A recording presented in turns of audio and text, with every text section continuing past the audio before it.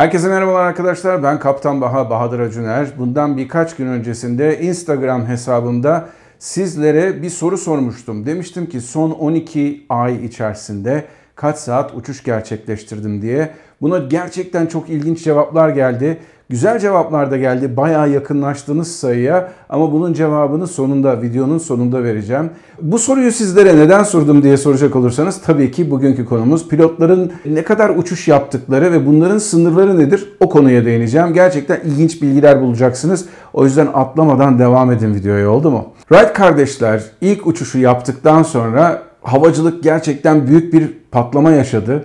İkinci Dünya Savaşı'nda çok büyük rol oynadı. Birinci Dünya Savaşı'nda o kadar önemli değildi. Ama ondan sonra sivil hayata geçiş gerçekleştirmeye başladıktan sonra pilotların gün boyunca sınırsız bir şekilde uçmalarının gerçekten güvenlik açısından sakıncalı olduğu belirtilmiş ve onun konusunda o konuda çalışmalar yapılmış. Bu konudaki ilk yapılan çalışma ve pilot saatlerinin, uçuş saatlerinin sınırlandırılmasının tarihi ta 1944'lere kadar gidiyor.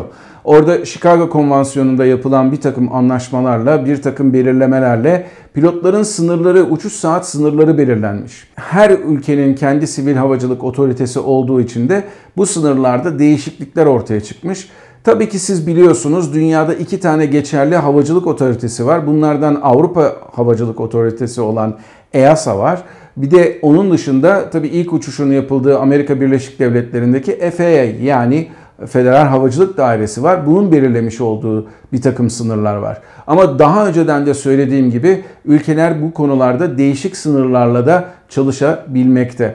Örneğin siz Avrupa Birliği'ne üye bir ülkeyseniz EASA'nın kurallarına uymak zorundasınız. Ama Avrupa Birliği ülkelerinin dışında, örneğin Katar diyelim, bu şartlara uymak zorunda değiller. Uçuş saatleri sınırlarından bahsederken iki kavramı çok iyi bir şekilde ayırt etmek, çok iyi bir şekilde açıklamak lazım. Bunlardan bir tanesi uçuş saati. Bu nedir? Yani bilfiil sizin uçtuğunuz saat. Onun dışında bir de mesai saati diye genellikle anlatılan, aslında yani çalışma saati diye çevirebileceğimiz, İngilizcesinde duty time olduğu bir sınırlama var. Bunlar arasındaki farklılıklar çok önemli ve bu sınırların da aşılmaması, sadece uçuş saatinin değil, aynı zamanda çalışma saatlerinin de aşılmaması gerekiyor. Şimdi uçuş saati nedir? FAA, biliyorsunuz ben Amerika'da uçtuğum için, FAA lisanslarına sahip olduğum için FAA'den gideceğim. FAA lisanslarında, FAA kurallarında anlatılan uçuş saati, uçağın kendi gücüyle hareket etmeye başladığı andan itibaren geçerli olan uçuş saatidir. Siz İstanbul Havaalanı'na gittiniz veya Chicago Havaalanı'na gittiniz. Uçağın kapısı kapandıktan sonra, uçak kendi gücüyle hareket etmeye başladıktan sonra bunu uçuş saati olarak addederiz. Siz isterseniz gidin yarım saat, 1 saat, hatta benim zamanında Chicago'da rastladığım gibi 1,5 saat taksi yapın. Bu yine de pilotun uçuş saati sınırlarını etkileyen bir saat miktarıdır. Bir de dediğim gibi mesai saati denilen, duty time denilen uçağın pilotlarının çalışma saatidir. Şimdi biz bir uçağa gidip hemen tak diye, tabiri caizse kontağı çevirip arkasından da hemen biz uçuşa başlamıyoruz. Örneğin öğleden sonra 5'te bir uçuşa gideceğiniz zaman, benim çalıştığım havayolunun kuralları gereğince bunun 3 saat öncesinden uyandırma alıyorsunuz ve 2 saat öncesinden de, yani kalkış saatinin 2 saat öncesinden de siz otelinizden alınıyorsunuz. Uçağın başında en azından 1 saat öncesinde veya 1,5 saat öncesinde, değişik havaalanlarına göre olmak zorundayız. Bu havaalanlarında bu noktadan itibaren, yani aslında bizim uyandırılma saatimizden itibaren bizim çalışma saatimiz başlayabiliyor. Değişik kurallar geçerli bunun için. Tabii bir de sizlerin Türkiye'de alışık olmadığı bir şey var. Çalışma saatlerini sadece havacılık otoritesi belirlemiyor. Pilotlar Amerika'da, özellikle de havayolu pilotları, pilot sendikalarının, ki herkes bir sendikaya tabi olmak durumunda, sendikaya bağlı olmayan 1-2 tane havayolu var. Bunlar da pilot gruplarının anlaşmalarıyla uçuyorlar. Yani Türkiye'deki gibi, Avrupa'daki gibi siz kişisel olarak havayoluyla bir anlaşma imzalamıyorsunuz. Dolayısıyla Sendikalar tabii elemanlarının iyiliğini düşündükleri için bu uçuş saat limitlerini de düşürebiliyorlar. Aynı zamanda bu çalışma saat limitlerini de düşürebiliyorlar. Bazen öyle zaman geliyor ki öyle uçuşlar yapıyorsunuz ki uçuş saatlerinizden ziyade sizin mesai saatleriniz sizi kısıtlıyor uçma konusunda. Genellikle kısa ve çok bacak uçan hava yolları, örneğin işte sürekli olarak Türkiye içerisinde uçan diyelim veya işte bölgesel hava yolları diyelim, Amerika'daki örneklerden yola çıkarak, bunlar eğer çok kısa miktarda uçtukları zaman ve çok bacak uçtukları zaman, her bir uçuşa da bu arada bacak deniyor, onu biliyorsunuzdur diye tahmin ediyorum. O zaman sizin mesai saatleri limitine çıkmanız daha kolay oluyor. Yani 1 saatlik 4 tane uçuş yaptığınız zaman 4 saat uçuyorsanız ama siz bunların arasında bekleme yapıyorsanız vesaire, o zaman mesai saati limitleri söz konusu oluyor. Biz kargo pilotları ve bütün havayolu pilotları bundan birkaç yıl öncesine kadar aynı kurallar içerisindeydik. Ama Amerika'da olan bir kaza sonrasında, ki bu kazayla ilgili başka bir videoda yapacağım size, bu kaza sonrasında kargo pilotlarını bunun dışında tuttular. Hava yolunda yolcu uçuran pilotların uçuş mesaileri ona göre daha da kısıtlayıcı bir şekilde ayarlandı. Burada ne geldi? Burada uçuşa başladığınız saatin önemi ortaya çıktı. Eskiden bunun hiçbir önemi yoktu. Eğer çok fazla miktarda zaman dilimi değiştiriyorsanız, örneğin San Francisco'dan kalkıp Tokyo'ya gidiyorsanız, ona göre dinlenmeleriniz arttı ve ona göre ay içerisinde yapacağınız uçuş saatleriniz azaldı. Bunların hepsi güvenlik nedeniyle yapıldı. Bunun dışında hava yollarında ayda 100 saati geçemiyorsunuz. Yılda 1000 saat uçuş saatini geçemiyorsunuz. 7 günlük bölüm içerisinde de eğer kargo pilotuysanız mutlaka ve mutlaka 24 saat, ama yolcu uçuruyorsanız, bakın ben kargo şirketinde çalışıyorum ama bizim yolcu uçuşlarımız da oluyor. O durumda da sizin en azından 30 saat dinlenme yapmanız zorunlu. Şimdi gelelim benim ne kadar uçtuğuma. Bu sorunun cevabını ben sizlere tekrar Instagram hesabımda vereceğim. Eğer Instagram hesabımı takip etmiyorsanız bu sorunun cevabını ve kazananın kim olduğunu da bilemeyeceksiniz. O yüzden bakın altta ne güzel Instagram hesabımın adresi var. Hemen instagram.com'a gidin veya uygulamayı indirin ve oradan Kaptan Baha 747'yi takip etmeye devam edin. Tabii bu durumda aklınıza başka bir soru da gelebilir. Peki kaptanım diyeceksiniz bana, ben uçuş saatlerimin limitlerimin dışına çıktım. Ne olacak o durumda? Eğer ekip, bakın sadece kaptan değil, ekip mesai süresini uzatmak isterse, o zaman yarım saat ekibin gecikmelerden dolayı otomatikman uzatılması söz konusu. Örneğin en fazla uçabilecekleri saat 8 saatse bunu 8 saat 30 dakikaya uzatmak, şirket veya ekip tarafından uzatmak mümkün. Ama bunu 2 saat uzatmak istediğinizde, yani 8 saatlik uçuşu 10 saate çıkarmak istediğinizde, bu durumda tüm ekibin rızasının alınması lazım, kokpit ekibinin.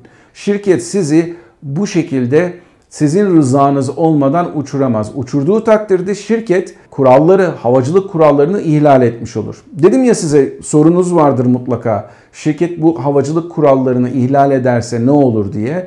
Bunlar denetlenirler. Bu konuda şirket kendisi rapor yazmak zorundadır. Ve ondan sonra FAA Havacılık Dairesi buna bir bakar. Buna baktıktan sonra suçun gerçekten kasti olarak yapılıp yapılmadığını araştırır. Kasti olaraktan benim anlatmak istediğim ne? Ya kardeşim işte 2 saat daha uçurun, boş ver, nasıl olsa kurallar buna izin veriyor demek var. Bir de işte uçağımız çok kötü durumda kaldı, yolcular burada kaldı, o durumda çok insan mağdur olacaktı demek var. Ki bu da aslında FAA tarafından kabul edilebilir bir mazeret değil. Ama teknik bir arıza, örneğin mekanik bir arıza kabul edilebilir bir mazerettir. FAA'daki sınırlar: 1 ay içerisinde 100 saatten fazla uçamıyorsunuz, 1 yıl içerisinde 1000 saatten fazla uçamıyorsunuz ve eğer kargo pilotuysanız 7 gün içerisinde mutlaka ve mutlaka 24 saatlik bir boşunuzun olması lazım. Onun dışında eğer yolcu pilotuysanız, yolcu uçuruyorsanız, yine de kargo şirketinde çalışıp, o zaman da 30 saatlik bir boşunuzun olması lazım. Peki, her şey çok iyi, çok güzel ama ben o kadar istedim ki, uçmaya o kadar meraklıyım ki, diyelim ki ben bunları hiçe saydım ve uçmaya devam ettim. O zaman ne oluyor? O zaman işte eğer siz kişisel olarak bu konuda gerekli olan önlemleri almadığınızı FAA kanaat getirirse bu sefer sizin savunmanızı istiyor. Bu savunmanın doğrultusunda da ben gidip lisansımı kaybedebiliyorum aslında. Bir de diyeceksiniz ki Kaptan Baha, ben seni çok yakından takip ediyorum. Bazı yaptığın uçuşlar var, böyle 15 saat sürüyor, 14 saat sürüyor. Peki bunları nasıl yapıyorsunuz diyeceksiniz. Onun da cevabı basit. O zaman biz genellikle çok uzun uçuşlarda, örnek vermek gerekirse 14 saat, 15 saat, hatta 16 saati geçkin uçuşlarda bile biz o zaman mümkün olduğu kadar ikiye bölüyoruz ve 4 pilot uçmak zorundayız. Belli bir uçuş saatin ötesinde sizin mutlaka 2 pilottan daha fazla pilotla uçmanız gerekiyor.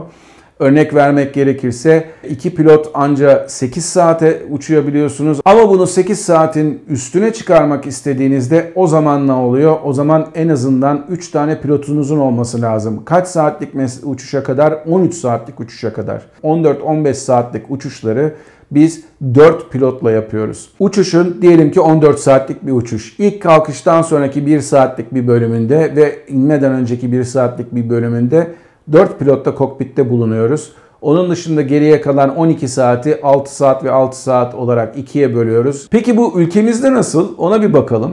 Ülkemizde Sivil Havacılık Genel Müdürlüğü'nün yönetmeliği var. Buna baktığınız zaman ülkemizdeki pilotlar bayağı fazla çalışıyorlar. Özellikle de yaz sezonlarında çok fazla uçuş olduğu için bir ayda 110 saat uçmaya kadar giden mesailer var Türkiye'deki hava yollarında. Bunun da nedeni ne? İşte dediğim gibi yaz aylarında çok fazla turist geliyor. Uçaklar neredeyse yerde durmuyorlar. İşte o zamanlarda da pilotları 100 saat değil hatta 110 saat uçurabilme olanağı var hava yollarının. Ama bunu 2 ay boyunca yaptığınız takdirde 3 ayda olabilecek uçuş saati yine de sınırı 300 saat. Yani o zaman ne yapıyorlar? Temmuz-Ağustos'ta 110 saat uçuşa veriyorlar. Arkasından da Eylül'de mesela bunu 70 saate düşürüyorlar. Böylelikle 300 saat 3 ayda geçilmemiş oluyor. Temmuz ve Ağustos aylarında da pilotları hani neredeyse tabiri caizse suları çıkana kadar da kullanmış oluyorsunuz. Sivil Havacılık Genel Müdürlüğü'nün yönetmeliğinde ilgimi çeken çok ilginç bir nokta var. Ona da değinmeden edemeyeceğim. Amerika'daki bütün size verilecek ayda kaç gün boş verileceği, yani boş gün, uçmadığınız gün verileceği Havacılık Dairesi'nin kurallarında yazmaz. Bu genellikle sendikaların yapmış olduğu anlaşmalar sonucunda belirlenir. Bölgesel havayollarında 11-12 gün gibi boş günler olur. Çoğu bazı havayolunda 13 gün boş, 14 gün boş da olabilir. Bunların hepsini bir arada almanız da mümkün olabilir. Bunu başka bir videoda uçuş programlarının nasıl ortaya çıkarıldığını anlattığım bir videoda anlatacağım. Çok önemli çünkü bu. Türkiye'de bunun benzeri de yok zaten. Eğer siz ayda 11'den 12 günden az boş alıyorsanız zaten orada çalışmazsınız. Ama benim gördüğüm kadarıyla Sivil Havacılık Otoritesi Türkiye'de buna da sınırlamalar getirmiş. Ve bu benim çok ilgimi çekti. Haftalık bir gün en azından boş gün verilmesini, aylık en azından 7 gün, 3 ayda 21 gün ve yıllıkta 96 gün boş gün verilmesini pilota öngörmüş. Tabi buna baktığınız zaman ben Amerika ile karşılaştırdığım zaman bayağı böyle bir siyahla beyaz gibi bir ayrılık var. Haftada sadece boş bir gün olması, aylık en azından 7 gün boş demek. Aylık benim bildiğim kadarıyla Türk Hava Yolları'nda sadece 8 gün boş gününüz oluyor. Eğer yanılıyorsam düzeltin. Gerçekten pilotların fazla miktarda uçtukları bir ortam olarak görebiliriz Türk Hava Yolları'nın ortamını. Evet, sizlere ne demiştim? Videonun sonunda cevabı vereceğim diye. Son 12 ayda kaç saat uçtuğumu merak ediyorsanız eğer, o zaman evet, Instagram'da hesabımı takip edeceksiniz. Başka bir videoda tekrar görüşmek üzere. Kanala abone olmayı unutmayın. Yorumlarınızı aşağıda bekliyorum. Onun dışında kendinize iyi bakın, mutlu kalın. Ama her şeyden önemlisi sağlıklı kalın. Görüşmek üzere. Hoşça kalın.